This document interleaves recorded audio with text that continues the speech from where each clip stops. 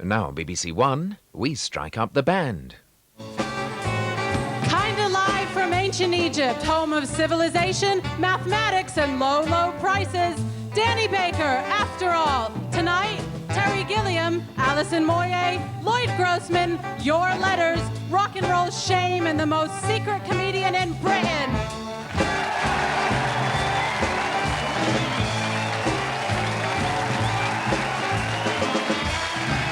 Now, meet the man who sold Mandy Smith her big Bible, Danny Baker.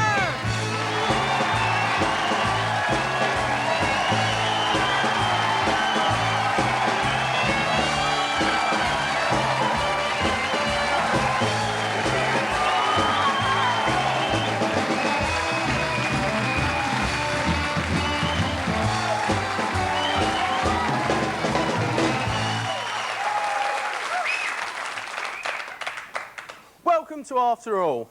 Danny Baker will be along shortly. My name's Ted. You know, I was at a Tory party yesterday. Although I was only there delivering pies. I was called upon to make a roaring speech of unification. As it turned out, I decided to give them one of my old favourites. What I'd done in the school holidays. So a roaring success.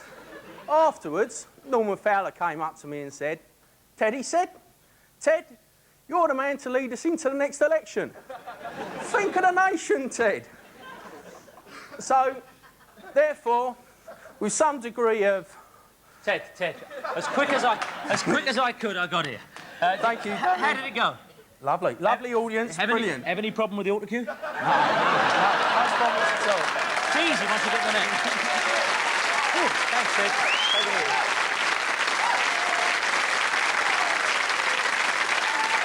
Now say hello to the hallmarked and verified Railtown butlers over there.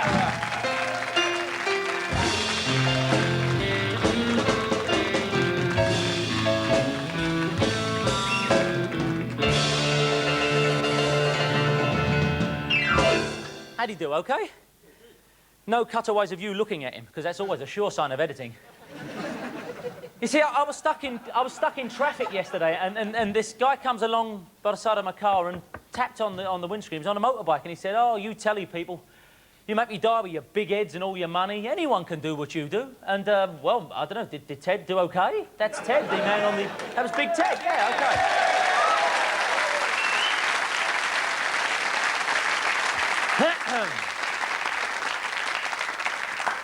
I'm nothing if not scientific about these things. Hey, folks, look at this mail.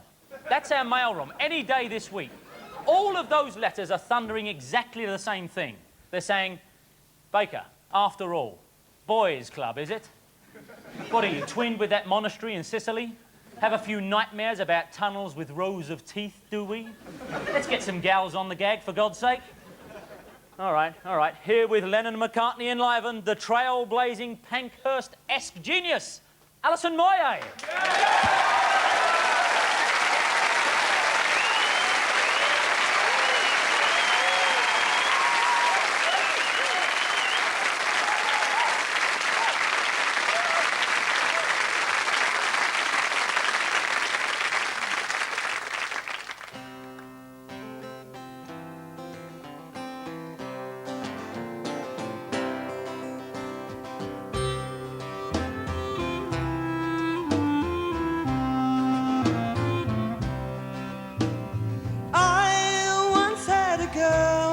Or should I say, she once had me.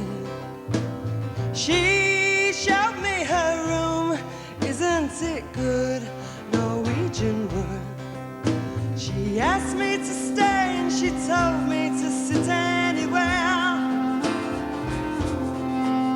So I looked around and I noticed there wasn't a chair.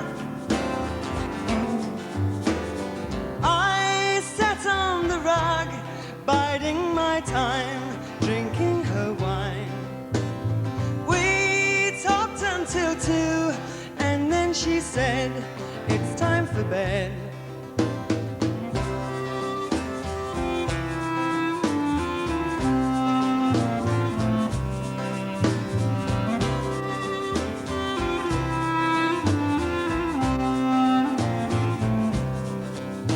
She told me she worked in the morning and started to laugh. I told her I didn't and crawled off to sleep in the bath. And when I awoke, I was alone. This bird had flown. So I built a fire. Isn't it good? Norwegian wood.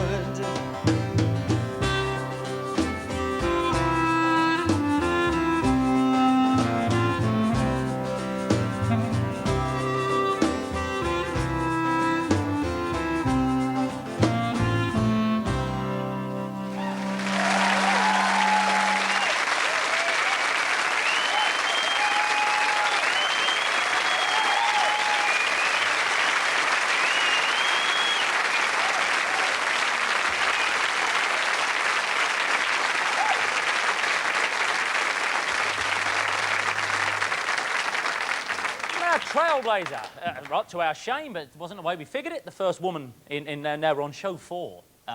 It stops me getting grief when I get indoors. My wife is actually in the audience tonight. Wen's up there in the audience. That buys me something. I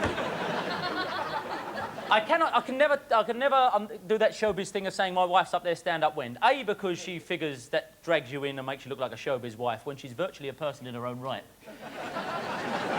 And she said to me, the couple of times I've done it, she said to us, don't do that, you don't get what I get. I said, what, it's just a little thing, and, you know, people applaud politely, and it's all over with. She went, oh, yeah. And as I stand up, I hear the applause, and she says, particularly the women, it's got to be said, say, oh, she ain't much, is she? We were on holiday in Florida. Yes, I'm going to tell it. We were on holiday in Florida, and Don Johnson, that's how well-heeled the hotel it was, Don Johnson was there. And Melanie Griffiths. So I said, wow, Don Johnson, by the pool we were. There's Don Johnson. And I said, oh, Melanie Griffiths in the pool. She said, oh, yeah. She ain't much, is she? And then said the catchiest thing I've ever heard. I think it was. Said, no, I'm not being like one of the men. I'm just saying she did lose a lot of weight. Did lose. We're going to be topical right now with the top 10 list. So far, we've tried not to tread on Angus Dayton's toes, but sometimes it's just irresistible. You can't have picked up any paper this week without seeing that Lady Thatcher's memoirs are being published, and she's given a hard time to most of her ex-colleagues, if they're to be believed, before they're published. However, going through them with our own researchers, we have found another top 10 revelations that are also in Lady Thatcher's memoirs.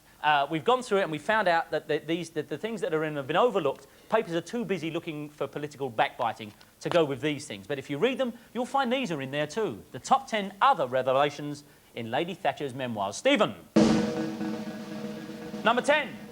Boasts that without her vision and leadership, the shopping channel would have remained only a dream. Number 9. Watch footage of Windsor Castle on fire, screeching, burn, baby, burn. 8 is somehow fourth in line for a shot at Lennox Lewis. Who'd have thought?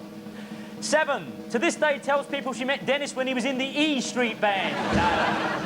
6, whenever Colin Moynihan called, would open door, humorously stare above his head, say, well, nobody here, and close the door again.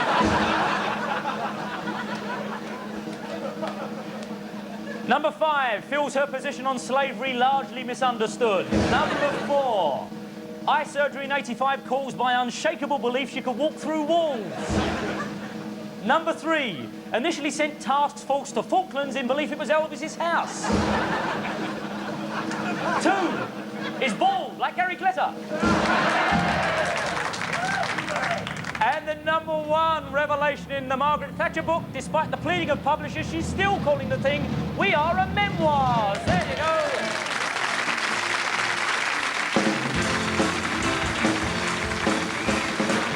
Noisy, isn't it? Yes, we looked at the papers this week. Our researchers have found out entirely why they're earning that £2,000 a week. Did many of you see the article about the little girl, 3½, and claimed to be perhaps the cleverest child in Britain? Well, the big deal is she's here with us tonight, so say a polite but never patronising hello to Katerina Novaya Jimenez and her mother, Jackie, right there.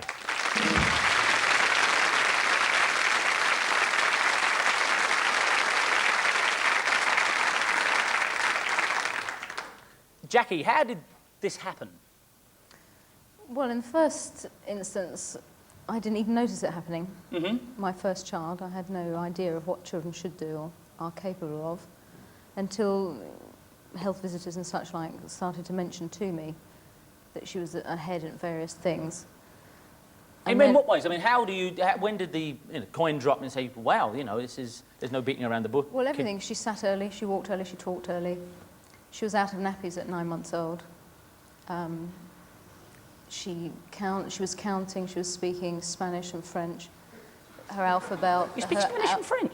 Her alphabet, Yeah. reading, writing, she surpasses the infants already. I mean, some of her tests go up to the equivalent of a 7-year-old. You're going to talk to us tonight, Katerina, because you didn't want to earlier on. What do you say? Do you know you're very clever? Yeah? Answer in any language you feel free to. How many languages do you speak? 3. We may have been sold a pup here, I don't know. how many does she speak? Spanish is really her second language, and then French. And she's 3.5? She was 3 in March. Yeah. So the problems that brings, because I understand... we'll talk about the upside in a minute, because I hate when people make out it's all problems. It's not. No. There's a financial one, right? Oh, definitely. The only education that would cater for her needs is private. But the fees are out of my reach at this moment in time. Yeah. As a lone parent. Sure. Katerina, what is your favourite language? Which one do you like to speak the best? Dilo tú. Speak to her in Spanish, if you understand. Dilo tú. Dilo. ¿Qué prefieres? That's not Spanish, that's a moon man language. What's that? Really? What, you said she can get rebellious. I mean, we found out earlier on that if you say day, she'll say night, yeah? You say talk, she'll say no. Say black, she says white. Yeah. Everything. She's better with other people than she is with me. Does that come with the IQ? Yes, it's the frustration that she suffers through not having the adequate stimulation. Yeah. That makes her very, very rebellious. On the upside, then, just briefly, what are the positive sides of having a genius child? That I'm very proud of her. She's very demanding, but she has a very adult conversation. Yeah. It's difficult to remember that she is still a baby, which is a problem from her point of view, because I may sort of treat her as an older child. Who are you waving to? Who are you waving to, mate? Come on, one word, anything. Just make me feel better. I'm virtually your intellectual equal here. What do we say? Say something in Spanish, Katerina. Come on, say computer game in Spanish. We were playing before we came on, weren't we? A computer game, yeah? And I gave her a damn good thrashing. Got a long way to go now. Say, what is your name to your toys here? No? No, I can dig that. It was the same with Michael Winner for 20 minutes, so... let's just cut our losses and say, yeah, sure, good luck with the jacket, and you're a great kid. I know you're going to be... Thank you very much, Katerina. Yep. Shake hands? Oh, shake hands with a bear. This is what it's coming to. Katerina and Jackie right there. Thanks, mate.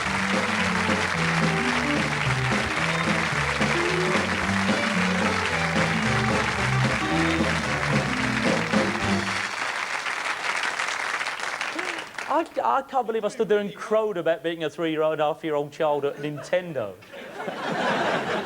They told me in the wings, they said, stop boasting you beat her at Mario. The kid's 3.5. And I did it on the air.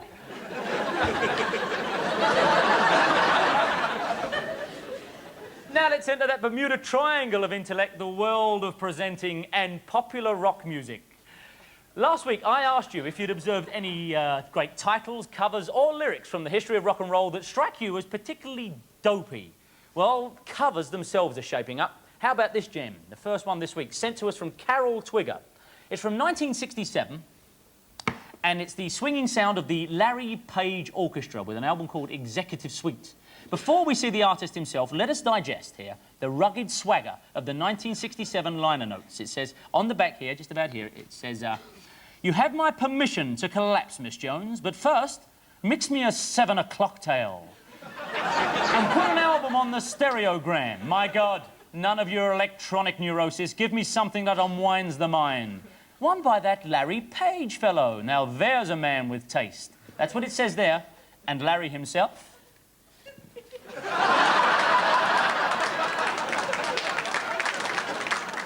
That's Larry right there in the black and white hoop dress. They're a fine figure of a man, Larry himself, 1967. And this, I don't know what... Let me just show you this. This is from Liverpool. This was sent to us. There it is.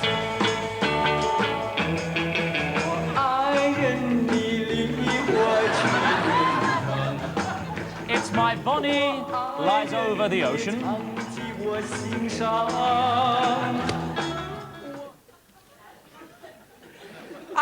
Why are they, you know, moaning about the yoke of capitalist oppression when they've got rocking bands like that?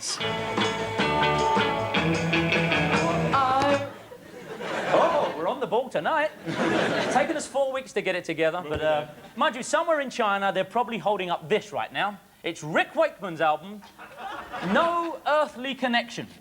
Amongst many preposterous concepts that Rick has brought us, No Earthly Connection, this album here was perhaps the most preposterous.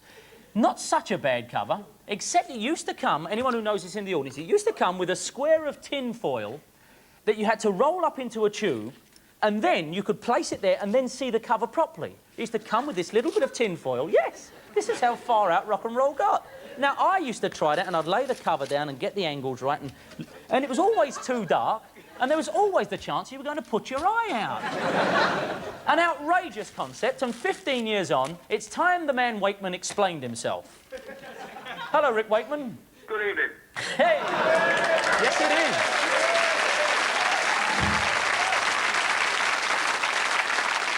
Listen, Danny. Yeah, listen, what? I ought to explain. It's all right for people like Michael Jackson who've got like Pepsi Cola sponsoring them. I had Baco foil. I had no.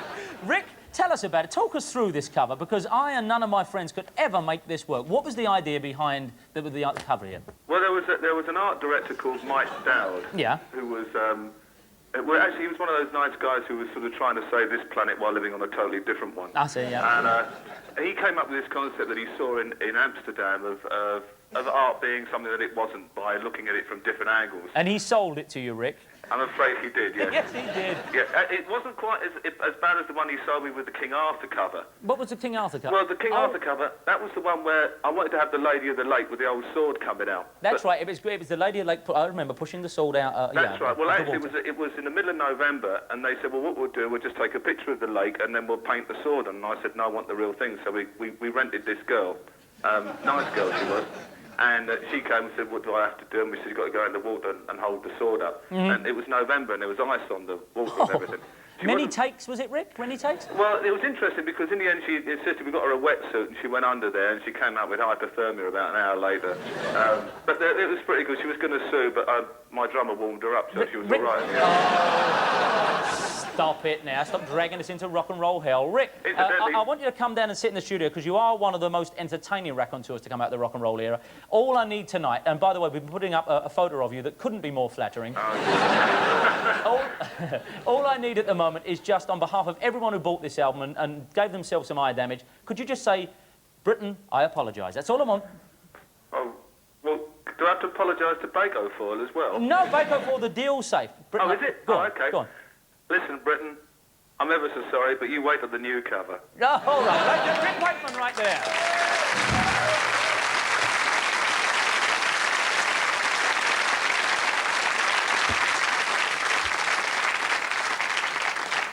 Well, as JB said, please, please, please, swamp us with that sort of thing. And in return, you get one of our exclusive but deranged T-shirts. There's the gang. How can I take it out of that Rick Wakeman shot when that comes up? But now the hits just keep on coming on after all, because my next co-pilot is a man who has kept his own substantial rock and roll roots well hidden until right now. This man virtually invented the counterculture, believe me. So hold high your lighters to underground journalist, unsung king of rock and roll, historian and actual ex-rock musician in his own right, the Lloyd Grossman.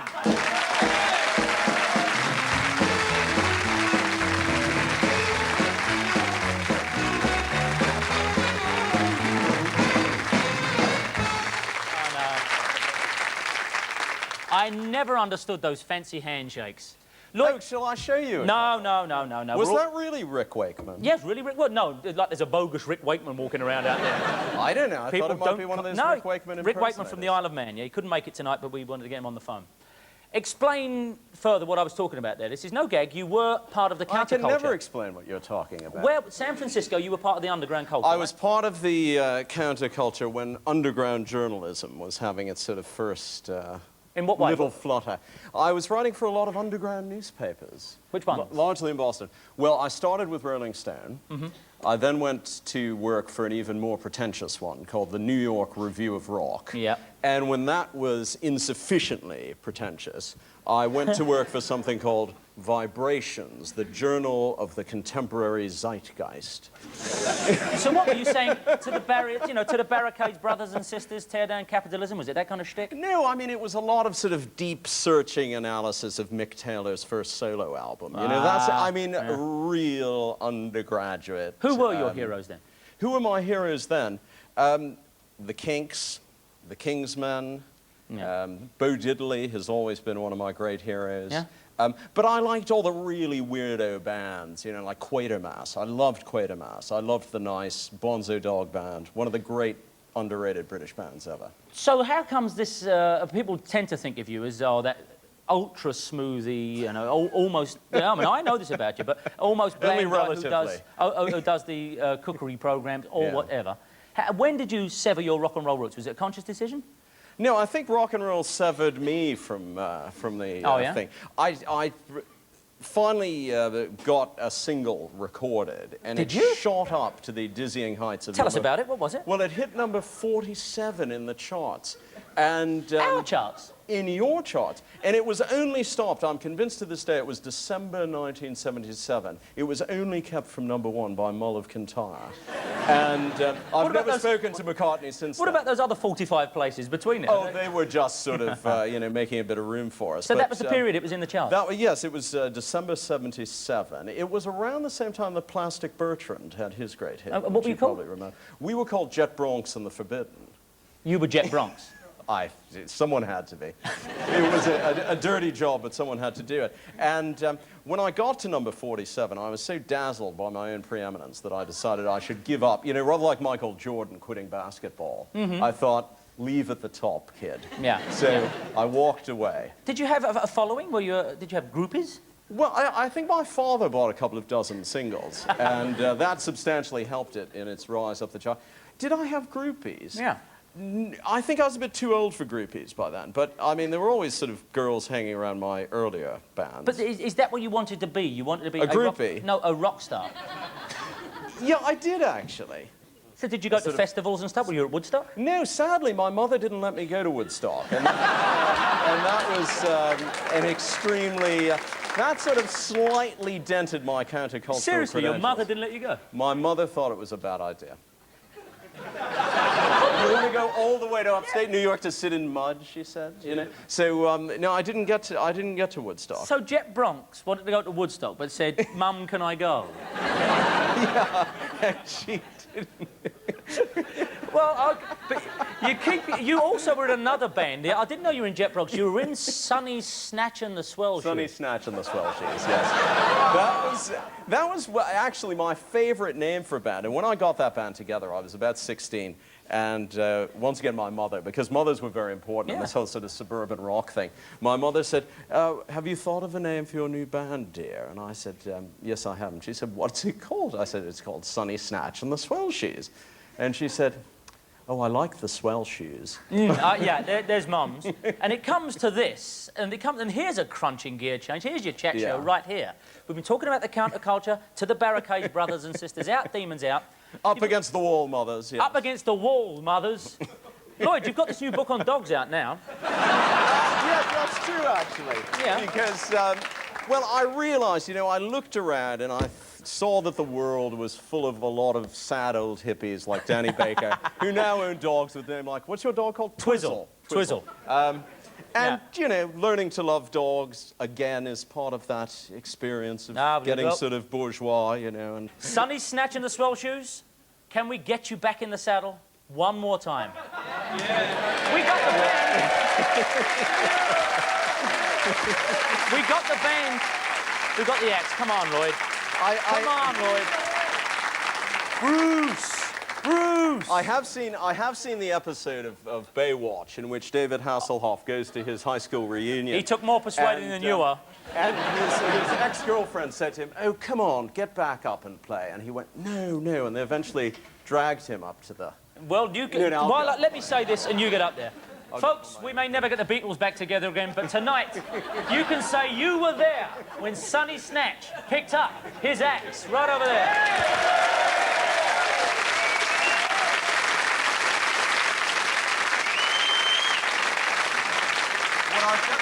I've got to have a slight sort of image change. Because if you noticed, you've got to be as good as Eric Clapton to look like a merchant banker when you play guitar. I mean, the older Clapton gets, the more conventional he looks. So I'm going to get rid of these spectacles, because really only Buddy Holly or Bo could wear spectacles. And I'll give this... It's not quite the James Brown routine. I should have come out in a dressing gown with my name written on it. This is going to be... It's a bit high for me.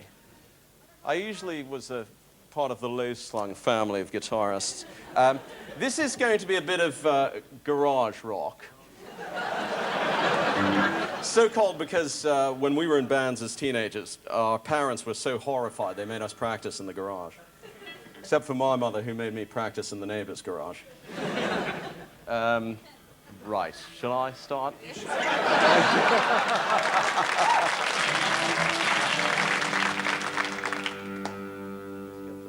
Ready?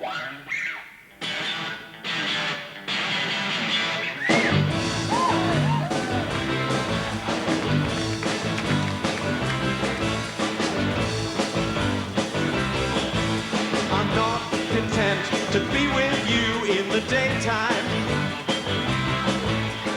Girl, I want to be with you all of the time. The only time I feel alright is by your side. Girl, I want to be with you all of the time, all day and all of the night. All day and all of the night. All day and all of the night. I believe that you and me last forever. Oh yeah, all day, nighttime, yours, leave me never. The only time I feel alright is by your side.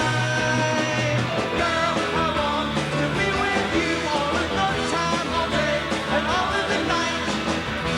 All day and all of the night.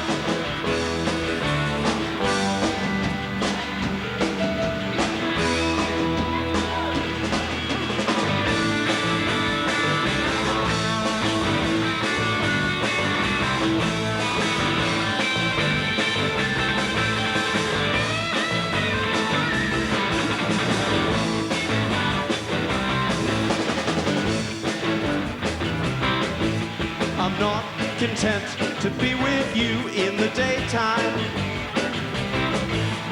Girl, I want to be with you all of the time. The only time I feel alright is on your side.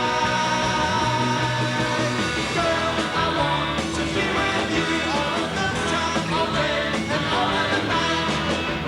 All day and all of the night. All day and all of the night.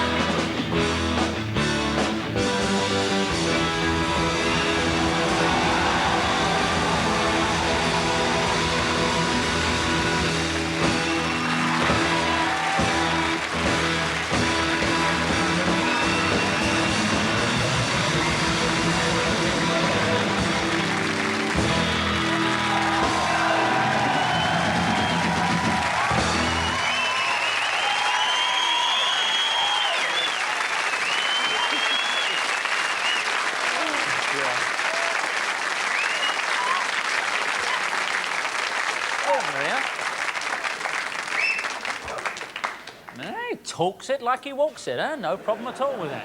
I used to hate songs that ended like that, didn't you? No. When you, oh, yeah, when you go to concerts and, like, you start clapping, they're still going... Good gig. We've got time for some serving suggestions. We can do some serving suggestions, can't we? A couple of serving suggestions. A little palate clearer, the serving suggestions. The kind of stuff people have found in supermarkets for us and sent us to us. It's not After All. We're not doing the show unless we have something from Summerfield. There's Summerfield's own. Try that. There's a... See that? That one there? It's Summerfield's own. It's Ratatouille. And they suggest that if you want to eat it, you better look at it through a letterbox. Look at that. That's all it is. That's the serving suggestion right there. Here's another one along the similar... We got hundreds of these. How long have you got? There's another one right there. Can you see that? Where are we? On 3? See that? It's a kipper fillets. It's the John West's own 190-gram kipper fillets. Again, it's just take them out of the box. That's the kipper fillets. Oh, I tell a lie. There is a serving suggestion on there. Look at this. It's a piece of rope. Now... Take your rope, warm the oven first, give it about 20 minutes, and that's good rope. on a similar theme, this comes from Douglas Bowl in Sittingbourne. It's a variation. It's kind of similar, but a variation. It's from the very good people at Truewear, run-resistant tights. And look at this, OK? Can you see the run-resistant tights? And it's a variation on that wording. Hell knows why they've stuck this on there, but if you look down here, see what it says? This photograph is for guidance only. I mean, feel free, you know, to slip them over both your heads and rob some banks. What is it? We know they won't make our legs look like that. And this is the best of all. This was sent to us... it's a gun advertisement. Obviously, it's an American magazine. It's a gun advertisement from Adrian Aldershaw. American magazine, but it's on sale here. It's an ad for real guns, and again, look right down here, the piece we've highlighted, you see? Right there, can you see it? And it says, I understand these guns should not be used to commit crime or inflict pain upon innocent persons. So just sign that, and off it goes. You're absolved. But what magazine do you suspect this comes from? Adventurer? Survivalist? De Niro? No. Swear to God, this was sent to us... Adrian Aldershaw sent us it, and he sent us the actual magazine cover. It comes from Hairdo Ideas. This ad for guns comes from Hairdo... Where is the historical link between the guns and the hairdos? Dallas, 63. Sarge, I think I can see a gun butt coming out that window up there. Never mind about that. That woman's fringe is ludicrous. It's a disgrace. One more? Let's do another one. This is just a Hardy annual. This is a Hardy annual. Put the fax number up during this, Janet, so people know where to send this kind of stuff. This is a Hardy annual. This foreign culture's not coming to grips with the language. It's unfair, but hilarious. Nobody knows what guide nails are, OK? Nobody knows what they are, but it's all explained up here in the corner where it says, in on that, to be no hammered more the fingers.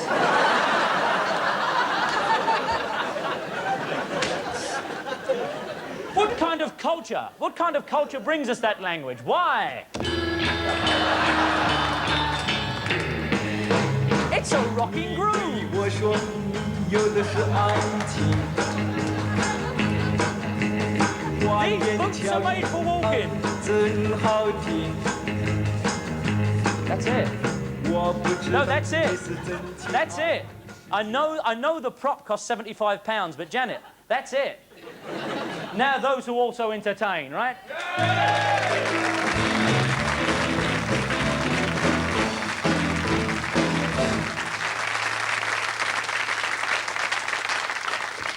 Our unheralded toiler in showbiz's shadows this week has at one time or another touched all our lives. As a humorous writer, some hang on his every bon mot, while others, they wish to release him in the Highlands and hunt him down for sport. My other car's a Porsche. Traffic wardens are nice people. PS back in 10 minutes. Don't follow me, I'm lost too. These are just a few of the moments his industry have provided us with. He's the man who writes gags for car stickers, Mr. Tony Collins. Yes, he does.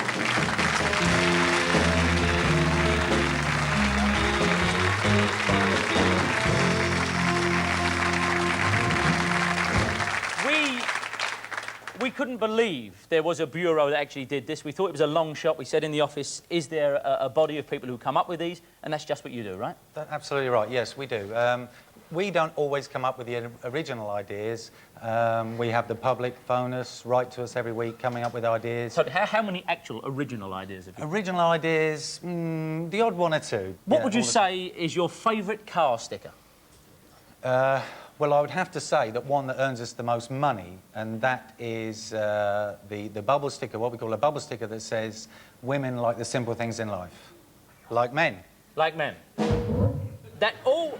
Whenever I see that one, it puts 10 minutes on my journey. It's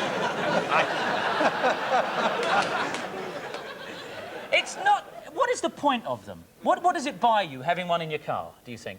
It doesn't buy anything, but it's just, I guess, if you've got a sense of humour, it just brings a smile to your face. Do you have car stickers in your car? No. No. Well, I guess there's the industry right there, isn't it, really? Yeah. Right there, isn't it? We got a gift for you. We always like to give a gift in this section. It's the complete prose of Woody Allen. You may want to read this, digest it, and hey, you can steal from this because he's not going to want to go back to court just yet, is he? So there it is. Ladies and gentlemen, our friend Tony from the car sticker.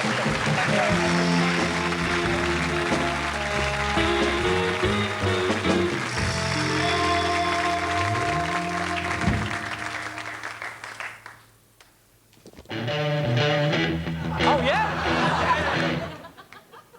Who knew?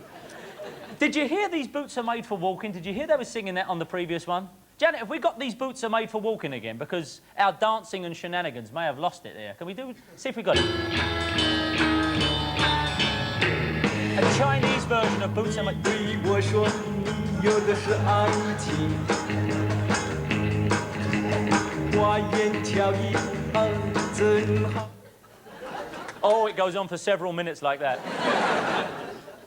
Ladies and gentlemen, these days even footballers are declared to have vision. But vision, true vision, is gifted to the very few indeed. So here now is the eye that never sleeps in that case, perhaps the biggest film director in the world, Terry Gilliam.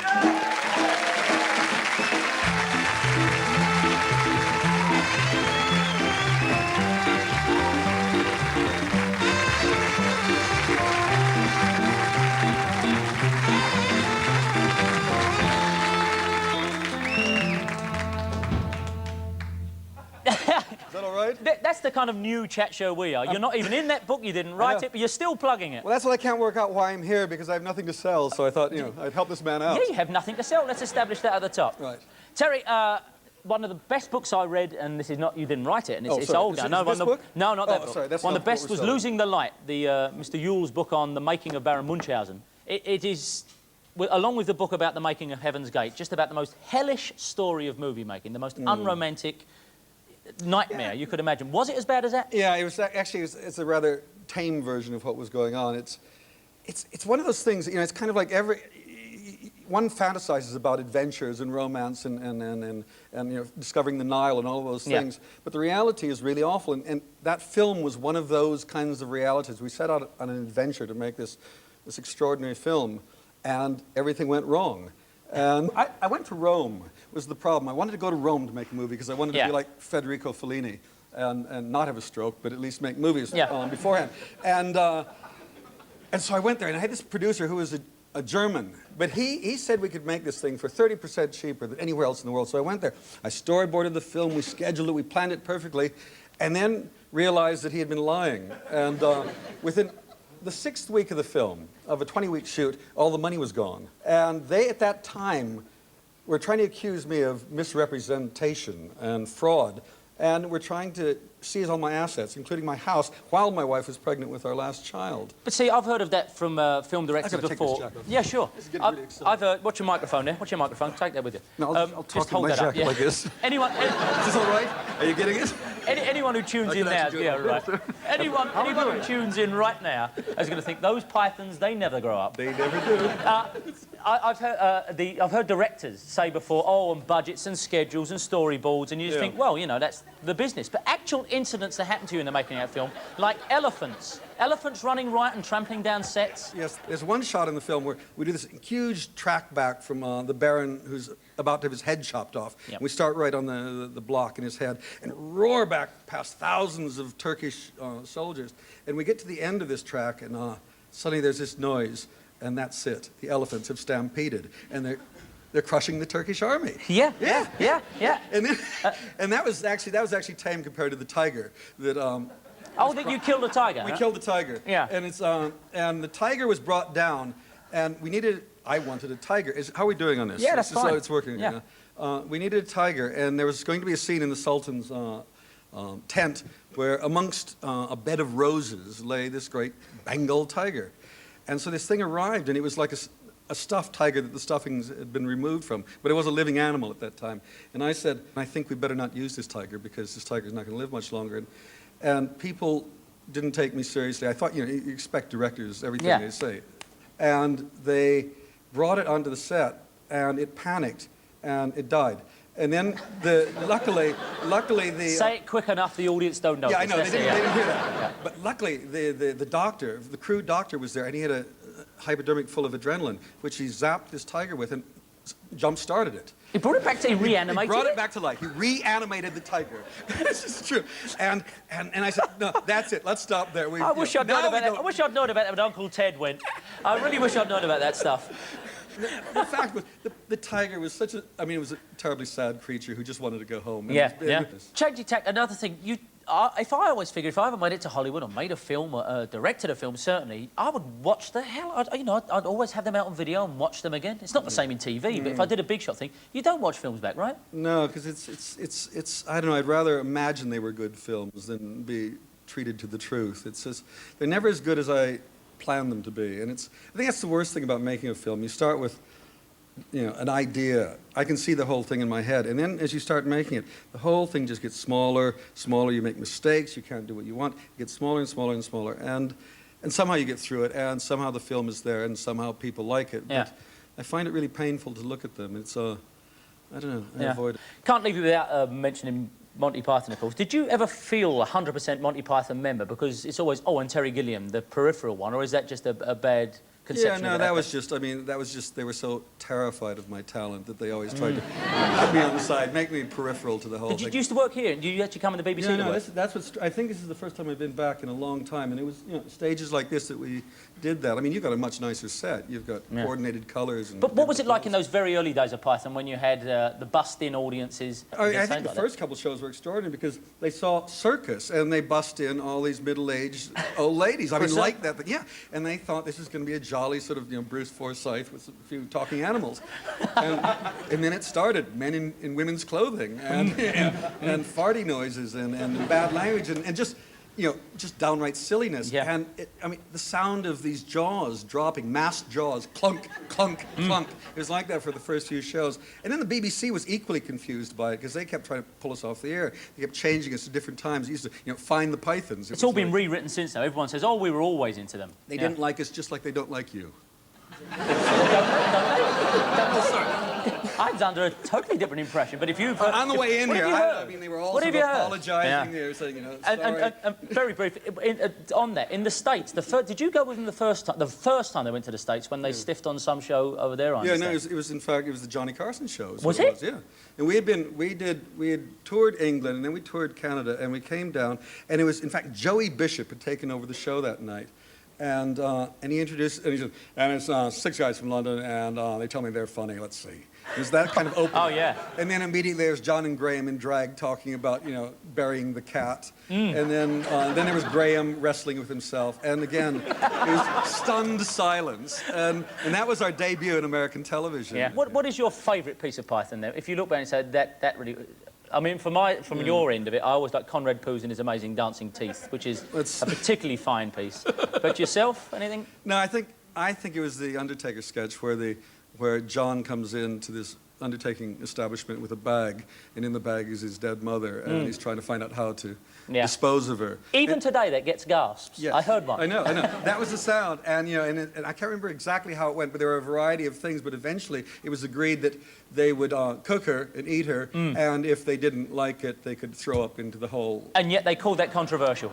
What? And yet they called that controversial. Indeed. Oh, well, we were just speaking the truth. Well, somebody has to say these things. Now, you're trying to finish me. Yeah, I am. One day, I promised I'd shake the hand of the man who made Time Bandits, Terry Gilliam. Thank you very much indeed. Thank you very much. We're actually back on that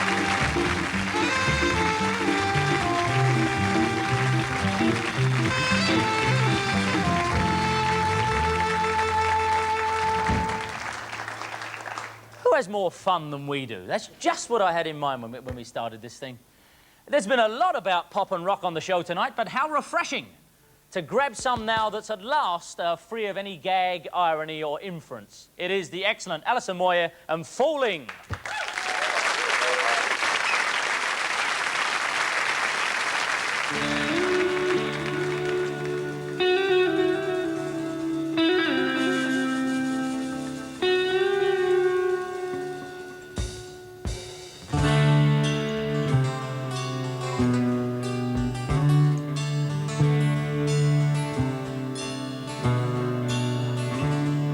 She said something like, I wanna go down where the river's wild. He said, take me, then I want to drown deep in your violent eyes. I wanna float through your dark. Hanging on the wall, hanging on, but I wanna be sure. That I'm getting into something peaceful. I wanna fly in on your wings. Way, way up here, I don't care for anything. It's all there. I'm not afraid, don't fear. Falling, falling down, down, down. Falling. She said, listen, I've been telling you I'm into something cruel. He said, give me what got into you. I don't care what you do. I won't have what you want. I'm gonna open up your mind. Leave it all behind. You and me, we're one of a kind. We may find we're getting high on something peaceful. We're gonna take it for a ride. Going nowhere fast. We got nothing to tie ourselves on. I'm not afraid to go down. Falling, falling down, down, down. Falling.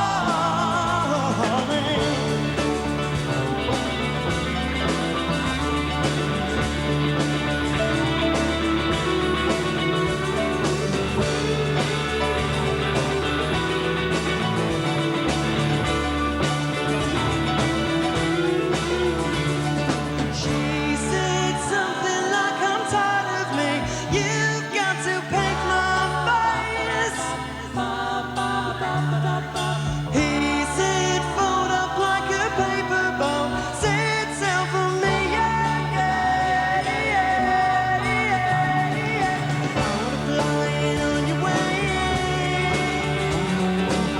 Way, way up here, I don't care for anything. It's all in. And I'm not afraid, I don't fear. Falling, falling down, down, down. Falling, falling, falling down, down, down.